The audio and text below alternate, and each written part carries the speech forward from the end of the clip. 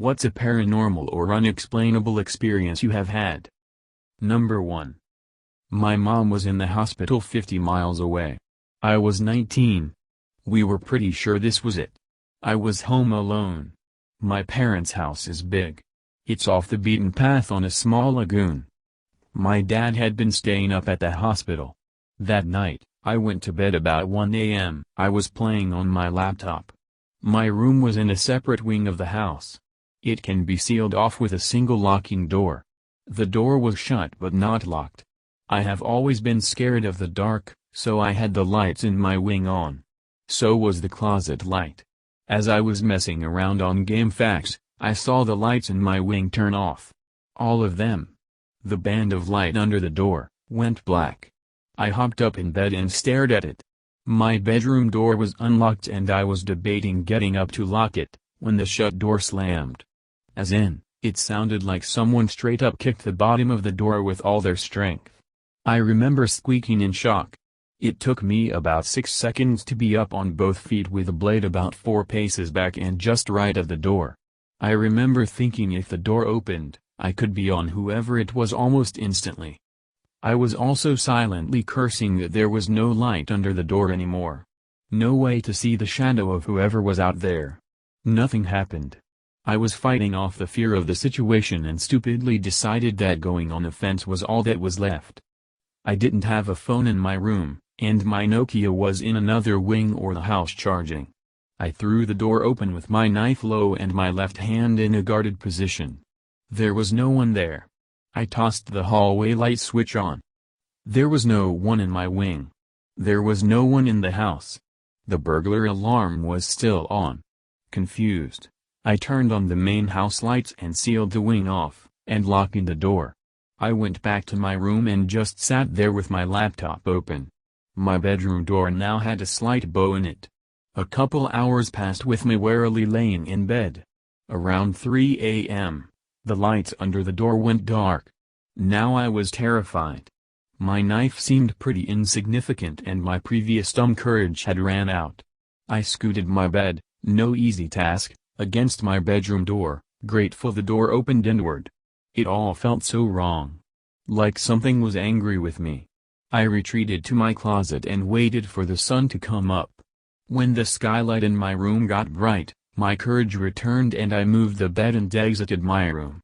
The wing door had been unlocked, which required a key from the other side. I heard footsteps coming down the stairs in the main house and realized my dad was home. I felt a little foolish as obviously he had been responsible for turning the lights off the second time. I lead my greeting with "Oh, so it was you who turned all the lights off?" He looked at me and replied, "What? I got home about 10 minutes ago. I have zero clue what happened that night, but it never happened before that night or after. Whatever it was, it seemed to like the dark and wasn't a fan of doors. And it seemed to be in my wing of the house. My parents built the house and nothing untoward had ever taken place there. My bedroom door at my parents' house still has a bow in it to this day. This was almost 20 years ago.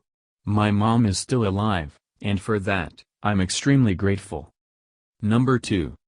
I first learned of the supernatural through a Frank Edwards book. It started out with someone on their deathbed talking to deceased relatives and proceeded with about 20 more stories.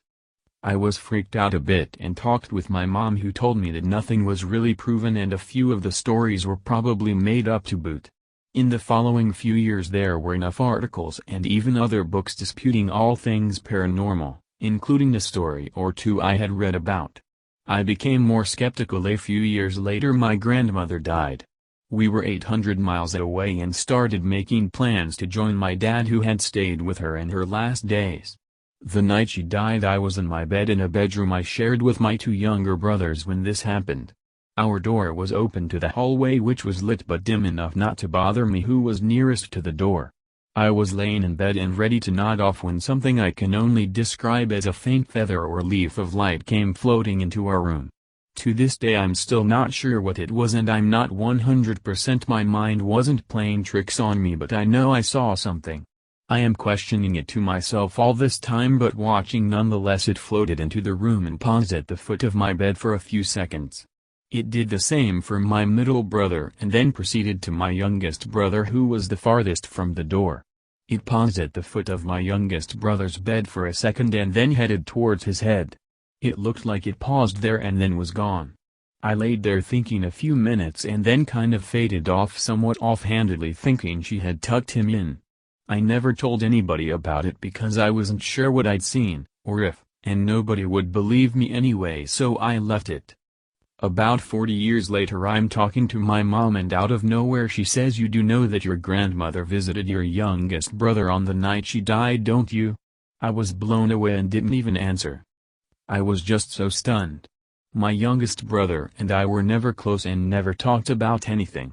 He had also moved about 700 miles east. We re-established contact about 2 years before he died and got on good terms. One night on the phone I asked him about it and it turns out we had seen about the same thing. He described it as a feather of light too. I told him my version about how she stopped at the foot of each bed, but when it came to him how she had floated up to the head of his. I told him I thought she was tucking him in. He said, "Hell. I thought she was trying to smother me." It was our last huge laugh before life caught up with us both. I still question the night, but little bro was spot on with what happened. I am praying now that he can ask her in person and get back to me one day. Number 3. I worked part-time as a custodian on my university campus for a while. There were many times that I would be alone in a building early in the morning before any staff or students came in. It was usually a pretty relaxing and chill time to just be on my own like that for a bit. There is one time something weird happened though, and Vertical Bar still can't come up with a rational explanation for it. So, one morning I was working at a building that was owned by university, but it was off of the main campus by about a mile. It used to an old middle school before the university bought it. It's now used for various science labs and staff offices. I was doing my normal morning routine and I was going through cleaning all the restrooms and building first thing at 6 a.m. Now, keep in mind I am supposed to be the only person in this building until 7:30 a.m. when people start coming in. When I came in I unlocked and relocked the door behind me.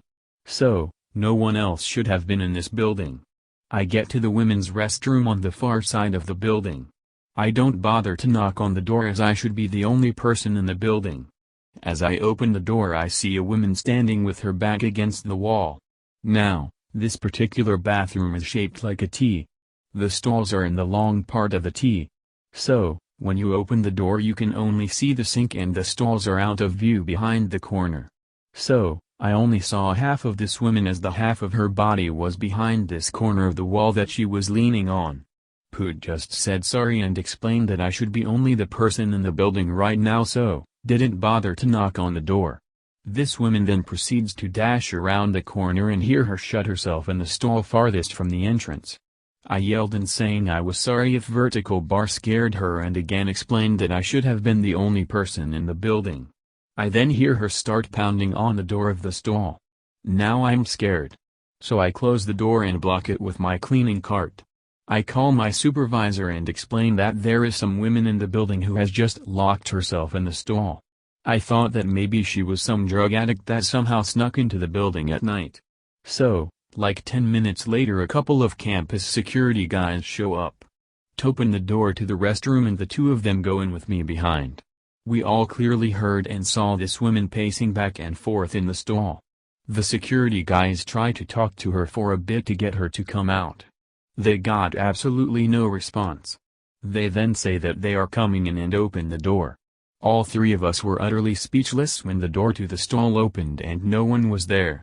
Later they checked the building security footage for the previous night and did not see anyone enter the building. I don't believe in anything supernatural, but I still cannot explain this. I worked in this same building before and after this incident probably 30 plus times and never experienced anything weird like this again. Edit, I forgot to say what the woman looked like. Her back was towards me and like I said half of her body was hidden around that corner. So, I didn't see much. She was wearing a light blue short-sleeve blouse with black pants. I guess you could call them suit pants. She had light brown, shoulder-length hair, and her skin was like a tan sort of peanut butter color. Number 4. I went to a rehab that was believed to be haunted. Before it was a rehab, it was another rehab, a hospital and a retirement home.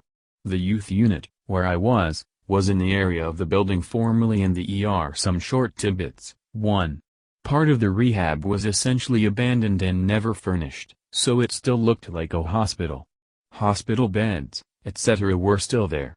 Several maintenance men refused to go back there at night because of creepy experiences.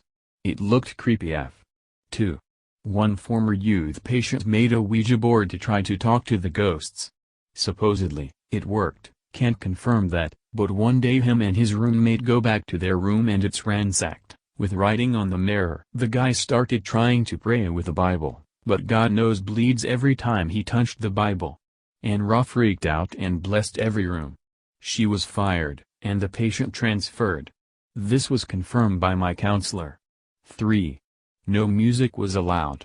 One day, I walk into my room and there's the sound of a piano playing in voices, like a party. I freaked out and went to go get my roommate. As soon as both of us got back to the doorway, it all completely stopped. The Ras didn't believe us and said nothing could have made that noise. 4.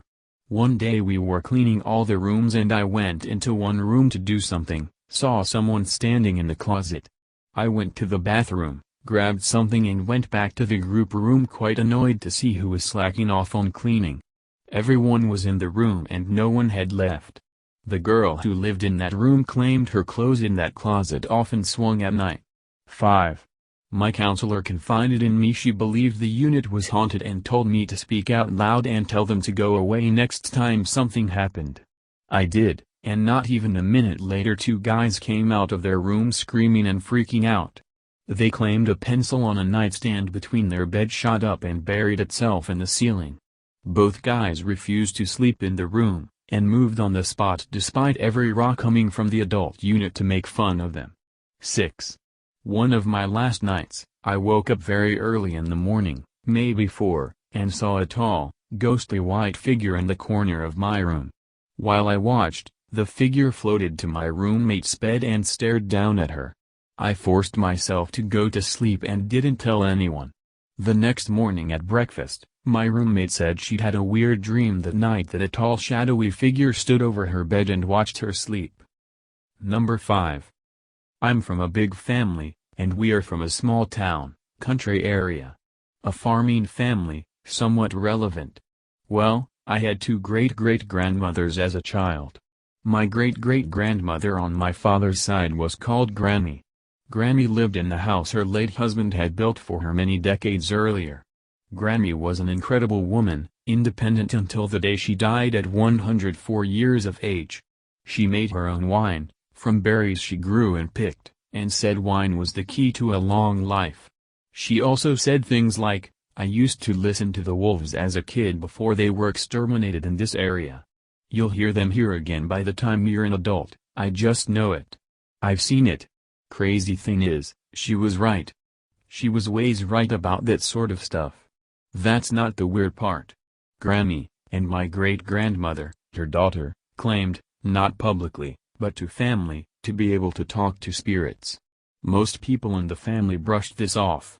But they would know things that seemed to be impossible to know unless they talked to the person. This was pre-internet, so it really caught people off guard. Okay, so now to the weird stuff. Granny ended up in the nursing home due to a double hip break. She really took a turn for the worse that week. I was pretty young still, but I remember my dad, who worked ridiculously long hours, spending all his time he would have slept, keeping her company instead. One night he came home and said Granny was in good spirits. I went to be a short while later. Now, I've always dreamed incredibly real, lucid dreams. That night I dreamed I was outside riding big wheels with my sister. Bonus points if you remember big wheels. My dad's truck pulled into our very long country driveway at a very high rate of speed. He was beyond upset, saying Granny had passed away just after he left the night before. I woke up feeling so confused. It seemed so real. Later that day my sister asked me to ride big wheels. All of a sudden my dad's truck pulls in, coming in hot. He jumped out of the truck and I could tell he'd been crying, something he just didn't do. He called us inside. Shortly later, he explained Grammy had passed away. I spoke up, saying just after you left last night, right? My dad looked like he had seen a ghost. He couldn't understand how a small child knew that or would even guess that. To this day I've never told him about the dream. The thing is, my dream matched word for what my dad said, up to the point, said something so weird. A week later the family was going through the house. I lived writing at a young age, and my brother had gone down to the old basement to see a desk my Grammy used to write at. I went down there to find him, but all I saw through the dusty light provided by a small window was the desk. Half the room was lit poorly, the other half darker than night. As I was wondering where my brother was, a small toy tractor rolled out from the darkness. I recoiled in fear and said, "Brother's name, that's not funny." From the top of the stairs I heard my brother ask, "What's not funny?" Ran. I never entered that house again. Years later, I was 17. My great-grandfather, Dad's mother's father, was dying a horribly painful death due to extensive cancer. I went to see him one night, and he was no longer able to really talk. Everyone was hugging him, telling him they loved him as he was getting worse. When I hugged him, said, "I love you, Grandpa," he whispered in my ear, "I love you too," my name. It sent chills down my spine, as he couldn't even remember his wife's name. I turned so white people asked if I needed to sit down. I just left. I couldn't understand what just happened. That night I dreamt of he and I sitting in my grandparents' house like we always did for get-togethers. He looked at me from his chair and said, "You know I'm dying, right?" I said, "No, Grandpa, the treatment worked. You'll be fine." He said, "No, my name, I'm dying as we speak." I woke up and sat straight up in bed sweating. It was around 2 a.m. That morning. My dad wasn't gone for work, he was home. It wasn't normal. I was eating cereal at the dinner table when he walked up and grabbed my shoulder from behind. I glanced up and his face said everything. He looked down at me, said in a breaking voice, "He's gone, he passed about 2 this morning." Broke my heart. Over the next 2 years, my great-grandmother, Grammy's daughter, began to go downhill. I'd try to visit when I could, but I lived almost 2 hours away. I remember the last time I saw her, I walked into her house expecting to see her in her kitchen. I could hear her talking to someone. It sounded like 2 distinctly different voices. One I recognized, being my great-grandmother, and the other, couldn't place it. I didn't see any other cars, her driveway, so I was super confused. I called out, "Hey Grandma." She said, "Come on in, I'm just talking to a friend." Confused I walked into the living room and saw only my grandmother. No TV on, no radio, just her in her chair with a smile on her face. We began to talk and I said, "You must have been watching TV, or on the phone when I got here." "No, I was just talking to an old friend. I do that these days. I get lonely here so they visit." I kind of shook it off, and went to her basement to grab something. As I was down there I clearly heard her say, "Yeah, that's my grandson, he's so nice to visit. He's downstairs." Then I got the chills as I heard what clearly sounded like someone walking down the stairs. But no one was there. That's when my grandma, her daughter, explained that she and Grammy claimed to talk to spirits. I had seen and experienced enough weirdness over the years to start to believe it. A few months later I had one of those dreams. This time, it was my great-grandma. Back in her living room, but this time when I walked into the living room, saw them. I saw the people she was talking to. They all seemed so happy, no one seemed to even acknowledge me being there. They were saying they were so happy to see her again. It freaked me out. The next day I got a call from my dad. I could tell he was shaky. He said, "Great-grandma passed away." I asked how. She was a larger woman, and she was getting an EMS-assisted lift to go to the hospital. They dropped her. Her heart stopped and they couldn't get her to come back. It was a horrible accident, but it was her time. It clicked in my head that the reason she could see them in the dream was because she was also dead. They were no longer voices of old friends, but they were really there. Thinking about it still makes me feel weird. Number 6. I grew up in suburban Kansas City on the Kansas side in the 90s. The area, though only about 20 minutes from downtown, had been mostly farmland as recently as 50 or so years prior, post-World War II/Korean sort of expansion.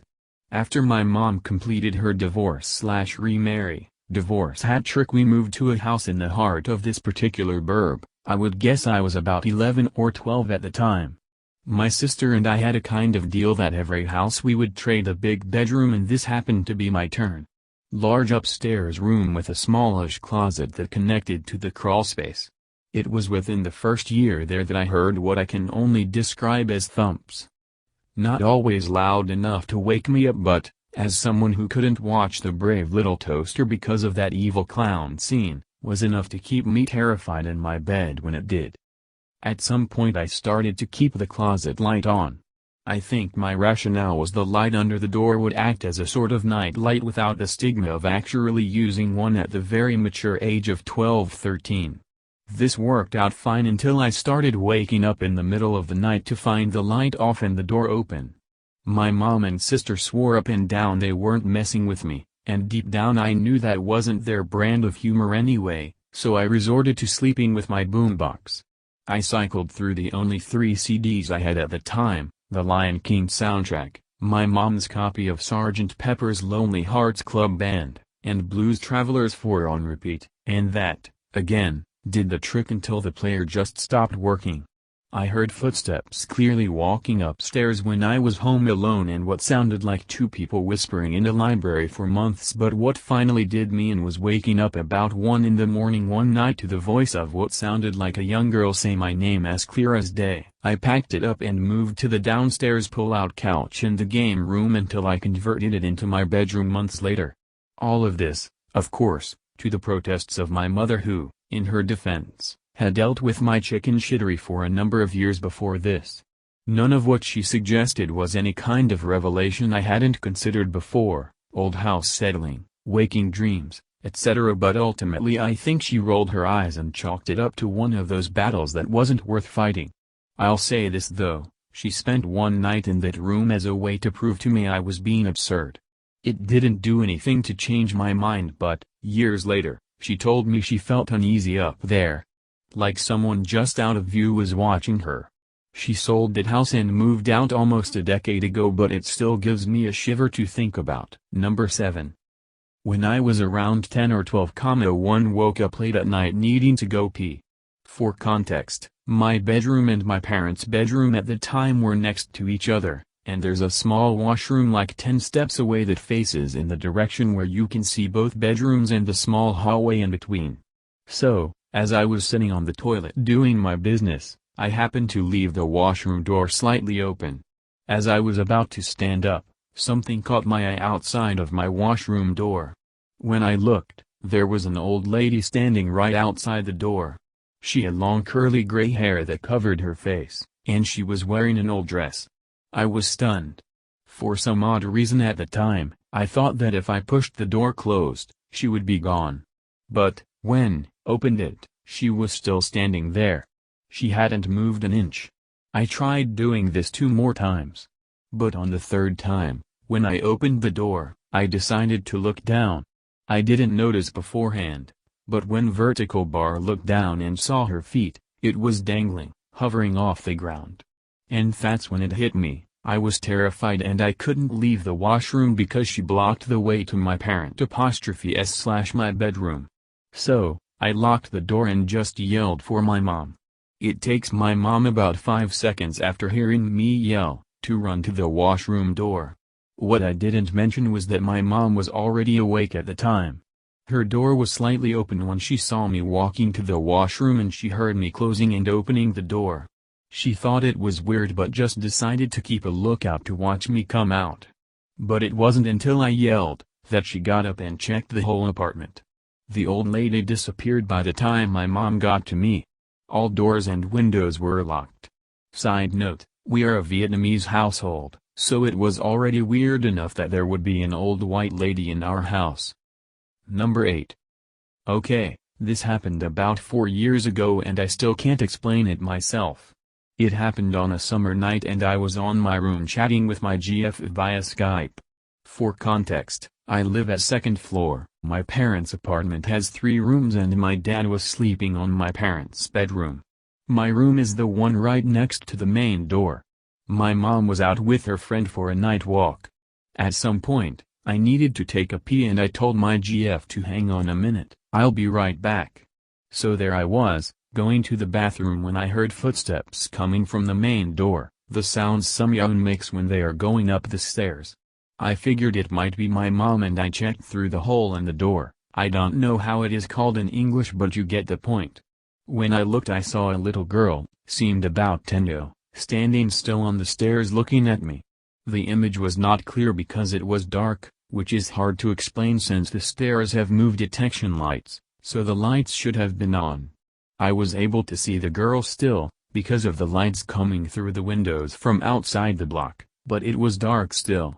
I looked at the girl for 2 seconds which seemed like 5 minutes and I ran back in my room and told my GF about it. She told me I looked like I saw a ghost. I was really terrified. I did not went to pee that night, not until my dad woke up and he went too. Another thing hard to explain is that on my block, there are no teen girls. Why would a random girl that does not live there just stand there on the stairways, in complete darkness? Again, I was able to see her because of the lights outside the block that were coming on the windows from the stairways. And here comes the creepiest part. In the apartment next to ours lived an old lady. She had only one daughter that never visited her and no grandchildren. She was very close to our family and she always gave us pies and these kind of attentions. Only to find out, the day after, saw that supposed girl, that this old lady was dead for 3 days already. I immediately made a correlation thinking maybe the little girl was the old lady trying to send a message or something. It also confirms that it was not my mind playing games since I did not know the old lady was dead when the event happened. Sorry for my lack of vocabulary and poor narrative skills. I hope the story was easy to follow.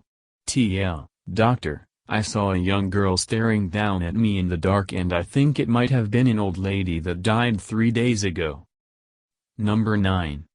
When I was around 10 years old my grandpa died. That had led to me becoming an anxious wreck for the next couple months to a year. Why? Death. It scared the shit out of me. When you're 10 years old you don't think about death that much, but unfortunately it led me to think about it for a while.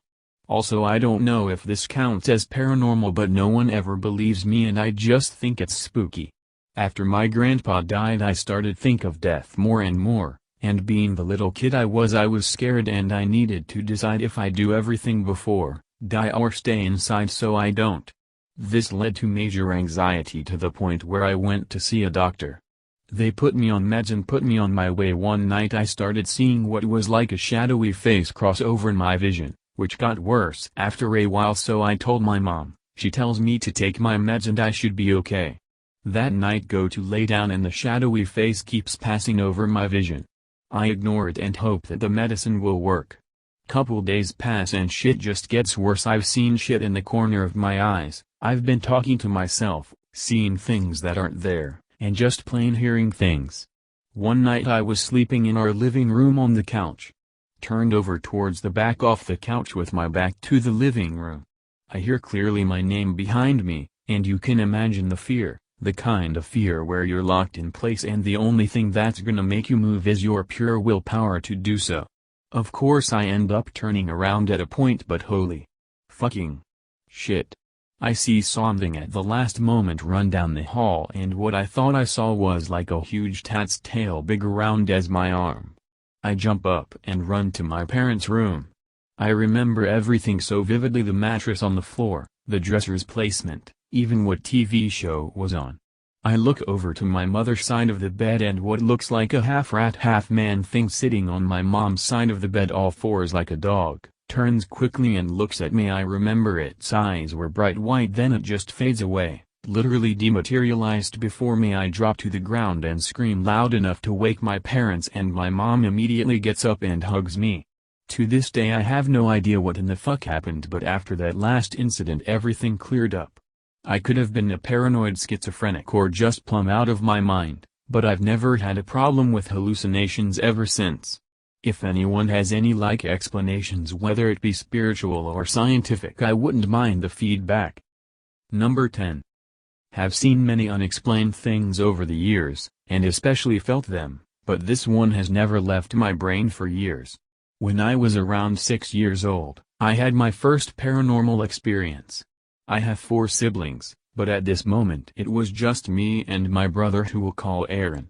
Aaron had a girlfriend at the time who he'd been with for around 3-4 years. She was a major part of my childhood up until I was like 10 years old.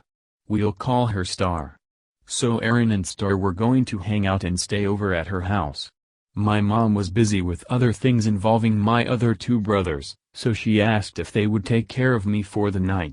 I was a very quiet and well-behaved kid, so this wasn't a tough question. Plus, I adored Star, and spending time with her and my brother was one of my favorite things to do. So Aaron and Star agree. They're both around 18-19 at this point, and we all set off to her house. Her house, found out later, was built on Native American ground, but we're talking like battleground. And her house was rather spacious with a big-ish backyard. I hated her backyard. Even when I was younger, 3-4, I didn't like going back there. It felt very wrong. I wouldn't go any further than the garden lining the side of the house. She always would be like, "It's okay. There's nothing back here."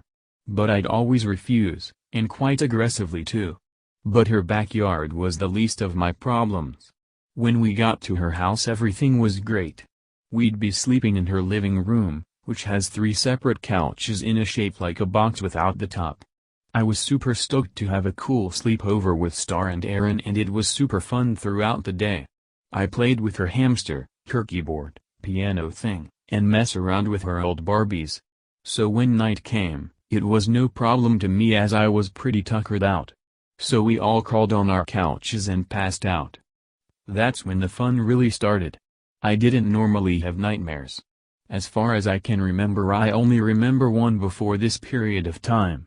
But, this one shook me then, gives me the chills now. It was one of those dreams where you kinda just popped up in the middle of nothingness. Like the everywhere is white, and there's no sense of direction.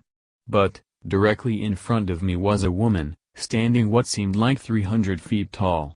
She was wearing blue shorts, like the elderly women wear, a white top, no shoes, and her face screamed hatred. She was much taller, and bigger than me. That alone scared me. It got much worse though when she started screaming at me. It was incoherent words, but it was so loud it felt like it shook all of my insides. I remember curling into a ball and covering my ears with all my might, before feeling something warm trickling out of them. She made my ears bleed. I woke up after that, and I was mortified. I was feeling every type of fear.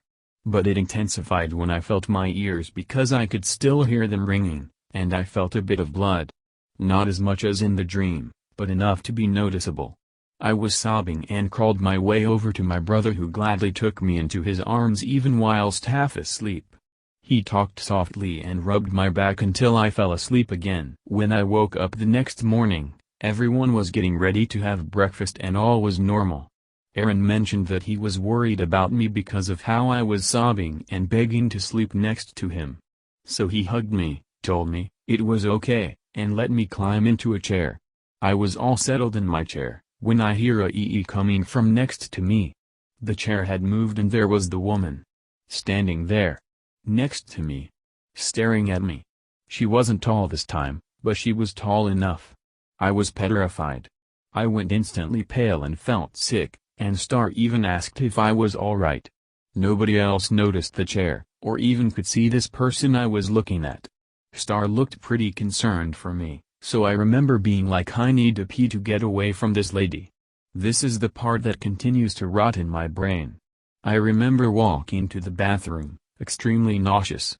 I was so terrified I was worried I was going to piss myself.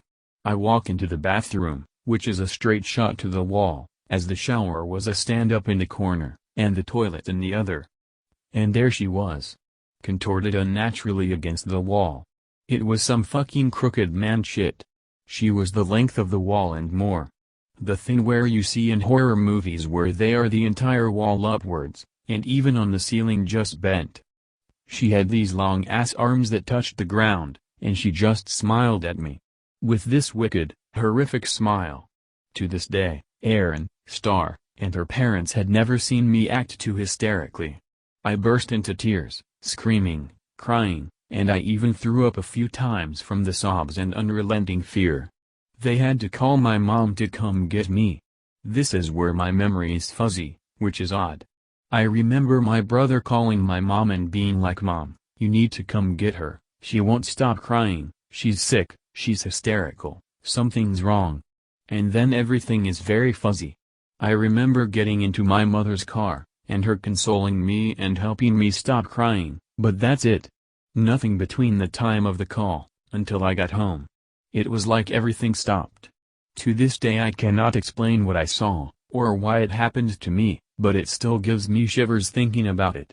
I'm glad I've never seen the woman again, but her image is burnt into my mind, and I will never, ever, forget the feeling of sheer terror she inflicted on me. Number 11. Not my experience but my uncle's.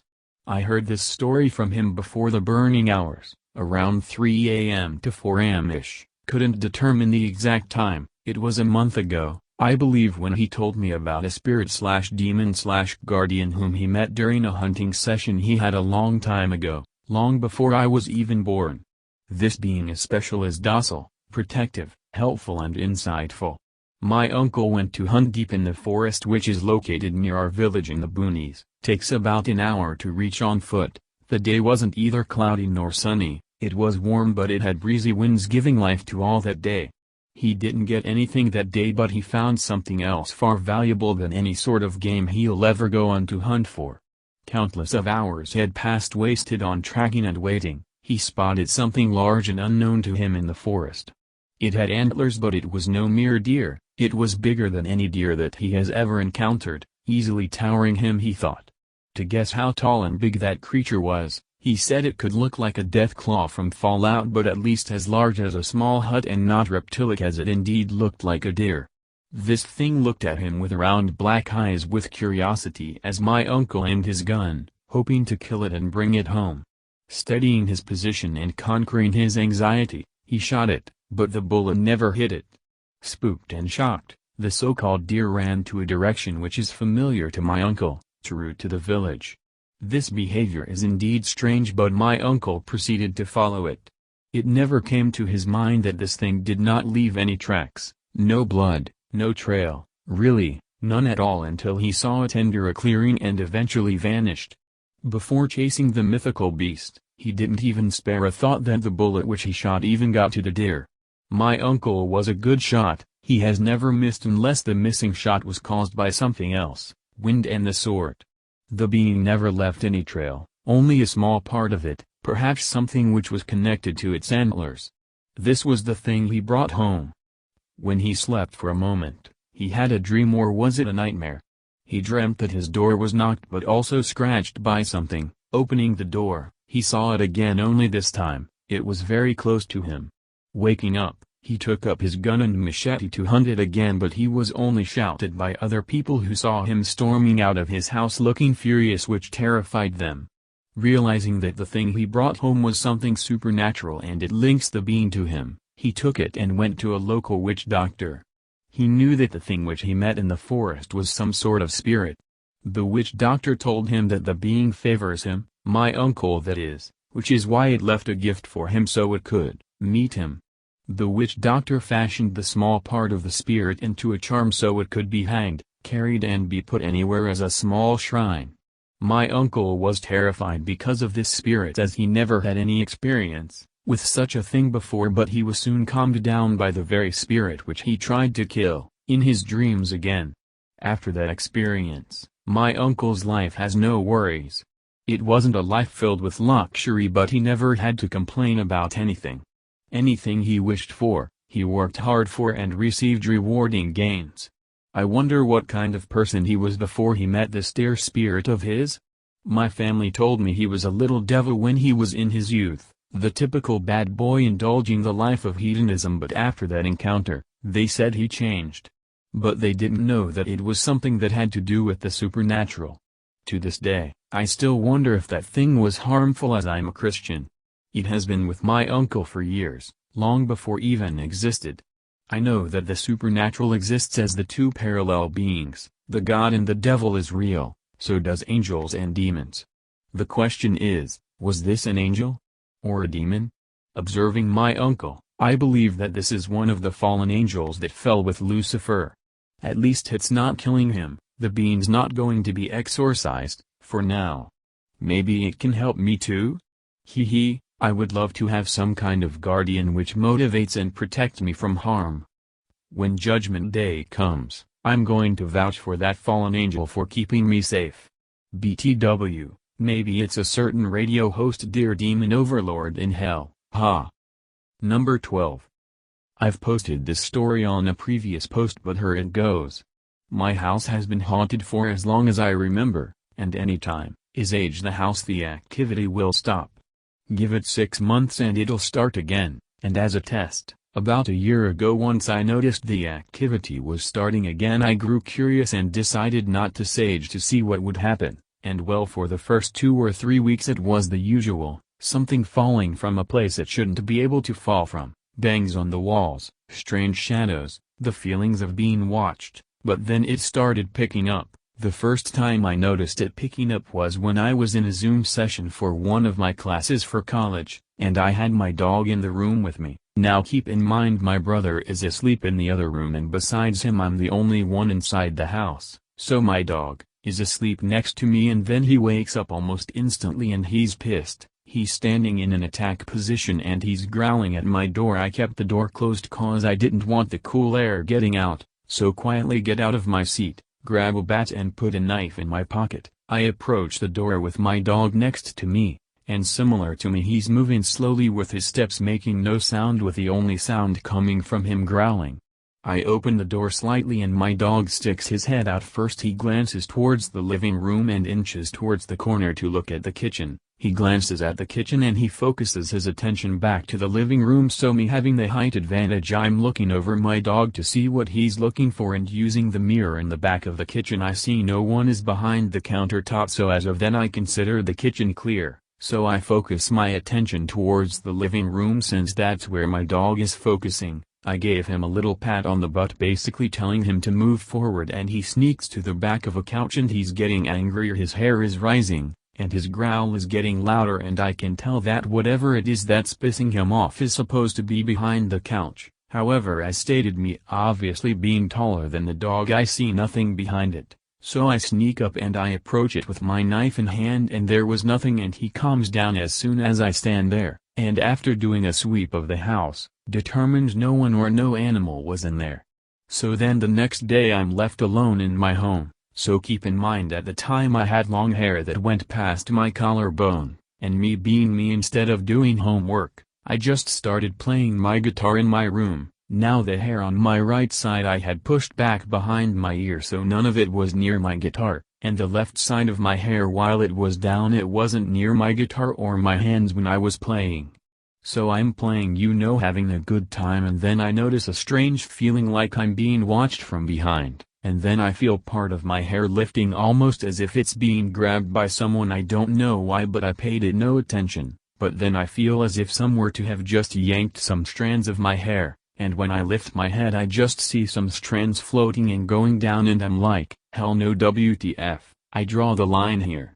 So that same day, hours after that, I wait for my mom and brother to get back home. And when they do, I'm in my brother's room playing on the PS4, and about half an hour after they have came back, hear my mom at the kitchen say, "Hey, what you doing?" Keep in mind I'm in my brother's room, and my brother is in there with me, so at the time I'm guessing she's on the phone, but then a few minutes later I go over and tell her what happened, and after that she tells me, "Oh shit. Hey, were you sitting in the dining room a couple minutes ago?" Tell her no, that I have been in my brother's room the whole time since they came back, and she says, "Shit, well, I saw someone sitting there with long hair and I thought it was you, and you kept ignoring my questions," and I'm like, "You sure that was me?" And she told me she couldn't get a good look 'cause the blinds were open and the sun was causing that midday shadow thing, so whoever sat there was basically a black shadow. So I do a sweep of the house just in case, and just like before, no one. And once my dad got back from work we all agreed we had to immediately sage it, and well we did, and the activity stopped immediately after, but as stated it started again about 6 months after, and as of right now, that activity was maybe last month until we saged it, so I'm guessing next time I have activity it'll be 5 months or so from now. I also remember back when I was in 3rd grade I had come home early from school because it was a Wednesday. So went into the house. My mom immediately goes to the kitchen to start cooking, and my brother doesn't come out from school for another hour since he was in like middle school at the time, and my dad at the time was out of town for work, so it's only me and my mom at home. And went open the door to my room. The drawer I had next to my door, which is around 5 feet, I couldn't even reach up there at the time, had a crucifix on top of it. Keep in mind it's nowhere near the edge of this drawer, it's like more towards the center. So as soon as I open the door I turn on the light. I don't know why, but I never took a step in the room. I stood outside of it. The same crucifix, I mentioned, somehow moves right in front of me and is just floating right in front of the door for like maybe 6 seconds, and then it just falls, and when I pick it up it is cleanly split in half. I showed it to my mom, and at the time she of course didn't believe me that it was something paranormal, but she did question it, knowing that she left it in a spot where I could never reach it without making a mess trying to grab it, so she knew something was up, especially since there was clearly no sign of me having anything near it to climb up there. Throughout the years after that my mom has felt tugging on her shirts or the feeling of someone placing a hand on her shoulders when no one is home. My whole family has experienced things falling over and moving on their own, so at this point we've all concluded there is something paranormal in the house, however we don't know what. Thanks for watching. Please, like and subscribe.